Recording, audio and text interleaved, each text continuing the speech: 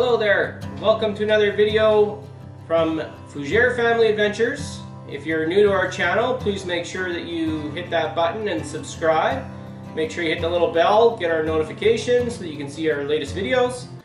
Today here we are going to be doing a product review.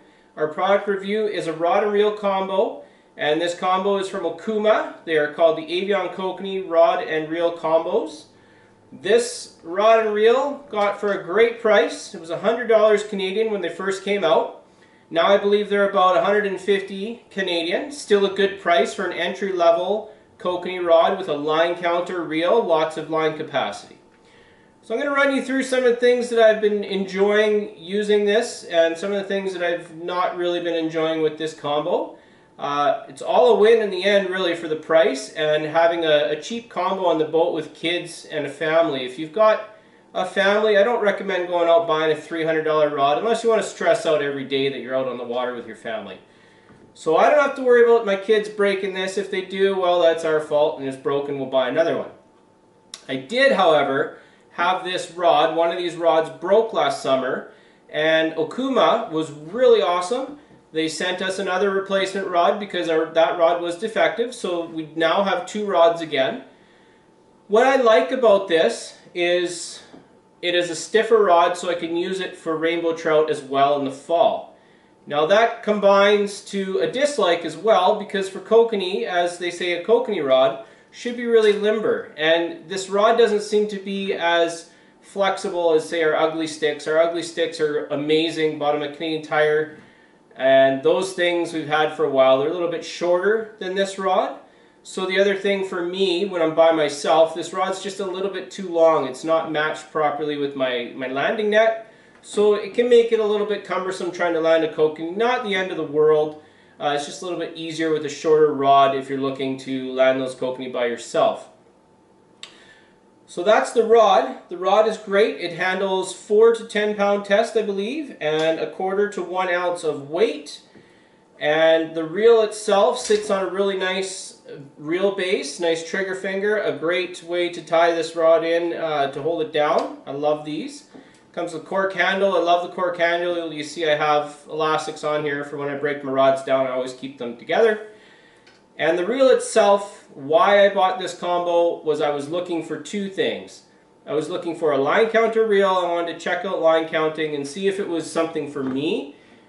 Really, up here in the Caribou, I really don't have to be too concerned if I'm 150, 200 feet back behind the boat. That's really not something that I'm concerned with right now. But it is quite cool to know that I'm 60 feet, 75 feet, 100 feet behind my boat so that I can match that. I can do it again after I catch a fish. So I do kind of like that. Not 100% necessary up here in the Caribou when you don't have a lot of pressure on these lakes, but it is something really cool to try and dial it in and just try and keep everything consistent. So line counter is cool. I love the line capacity that you have on this compared to a spinning reel. So that is the other reason why I bought this. I wanted a level line with extra capacity so that I can chase different species, but also learn how to get down deeper on those deeper lakes. Not a huge concern in my local lake because my local lake isn't very deep. And when you're going deeper, your setback behind the boat's really not that far, so you don't have to worry about too much line capacity in a spinning reel on a shallower lake. So those are two things I like. The biggest disappointment for me is the drag system. This star drag system, it's a plastic star drag. It tends to loosen itself off for whatever reason, and that is very disappointing in my books. When it loosens itself off, it's to the point where you actually cannot reel the fish in. I've had it happen to myself, my wife, my kids. Took a friend out fishing the other day. It loosened off on him. Thankfully, he understood how it worked. But this star drag could afford you a couple fish, and that's not something that anybody wants to do. They don't want to lose fish based on defective gear. So I'm hoping that Okuma can rectify this issue, fix that issue, and if they don't, it's still a great rod and reel combo. I'm really not too concerned about it. I use this for rainbows in the fall because the rod is stiffer, and yeah, that is just something that you can just tighten the drag down a little bit more and just be a little bit more careful with that fish when you're fighting. So that's kind of a big disappointment. The other thing is the gear ratio. When you're reeling this in, I'm actually not terribly sure. I'd have to look up the stats what the gear ratio is on this, but compare it to my Abu Garcia Ambassador reels, and you just can't pick up on the fish as quickly as you should. So when you got kids in the boat last summer, my wife had a really hard time picking up line on the kokanee compared to a spinning reel, and it is a different reel to get used to as well. So just something not quite for beginners, but beginners can pick it up. Just hopefully you have that star drag tight, and hopefully you don't lose a fish because of that, and then anyone can reel the fish in. So that's the two things. And the other thing is, when you're using the downrigger, you put your thumb on this spool. You actually have to pull the spool back in order to disengage it so you can let line out when you're putting your downrigger down. It can be quite cumbersome and actually a two-handed operation, which becomes a little painful, a little frustrating on the boat.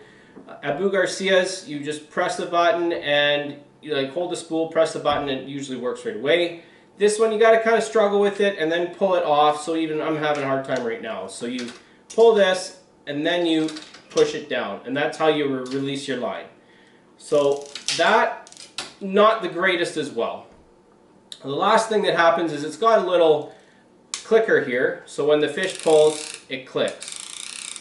That clicker, every now and then, for whatever reason, we keep hitting it, and I don't really like the clickers, I don't use them, so that's a little frustrating that we keep hitting that. But like I said, if you're looking for a really cheap level line counting reel to get into, this is something to check out.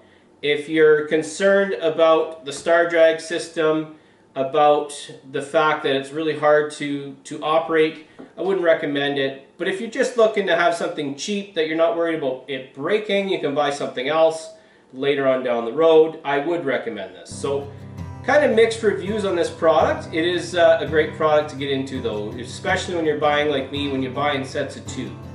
Okay, I hope you enjoyed this video. If you did, please subscribe to our channel. If you haven't already, please give us a like and comment what you think.